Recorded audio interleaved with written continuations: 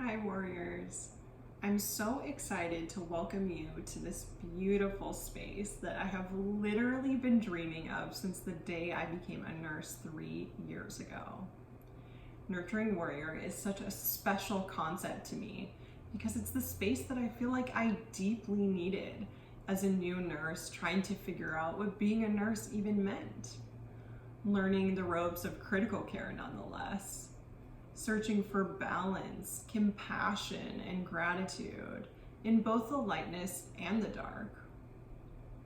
I've seen nursing dramatically change me over the course of 3 years, sometimes in very positive ways, like finally becoming the ICU nurse that I saw through the eyes of a new grad and thought I could never be.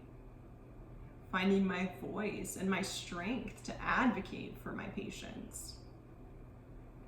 But I've also come face to face with the hardness of nursing, the challenges that present themselves. I think the hardest thing that I've ever had to do, both in nursing and in my personal life, was lose a patient that I deeply cared about. Lose a patient that I cared for 100 days, and being there in the last moments of her life as her physical body no longer carried her spirit, holding her sweet hands in the moments after death. I just remember having to go back to work after that to be present with new patients who needed me just as much as she did. Shoulder deep in my own grief, barely staying afloat, being obligated to summon strength and compassion to nurture again. I think this is the norm in our profession, to suppress our own emotions because it's not about us. It's about the patients we serve. I think this line of thought is dangerous for the longevity of our profession because when we bury that stuff and don't deal with it, it keeps coming up. I've seen nursing change the beautiful people that serve around me. And I say this every day, you guys. Like, I'm pretty sure the reason I'm still a nurse is because of other nurses. Because when we support and uplift each other in ways that only nurses can do, because only we truly understand what we experience, it lightens and lifts some of the discomfort we experience. But unfortunately, it doesn't always play out that way. I see these new, doe-eyed, new nurses that remind me so much of myself when I entered the profession, just get pummeled into the ground by these experienced, jaded nurses that tell them this is just the way it is. Things will never change. I suffered, you suffered. I see it happen to experienced nurses that are the fresh enthusiasm to a new unit, just get met with anger and aggression. In fact, it happened to me, and it was suffocating to go to work and experience bullying every single day on top of all of the trauma that we already experience. And it just doesn't resonate with me.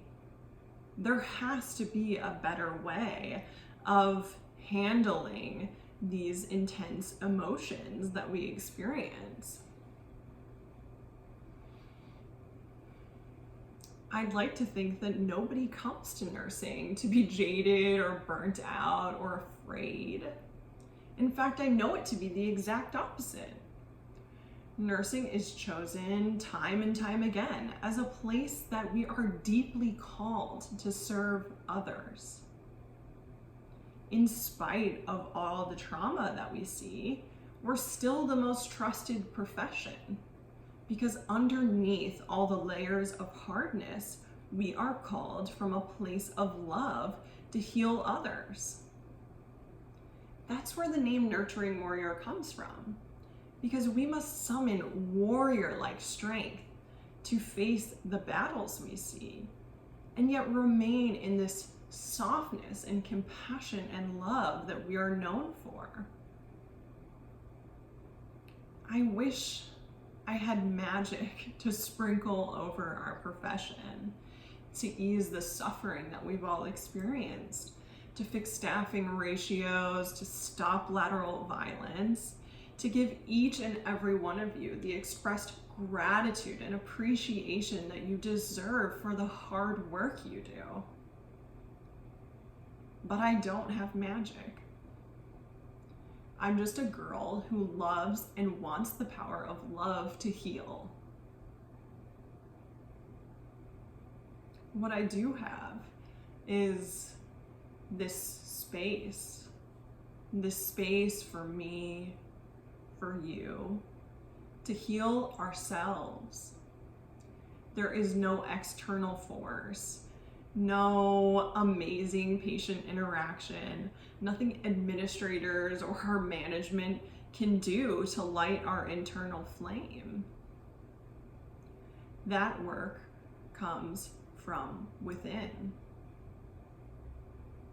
When we hold space for our patients without holding space for ourselves, we disconnect from what we're doing.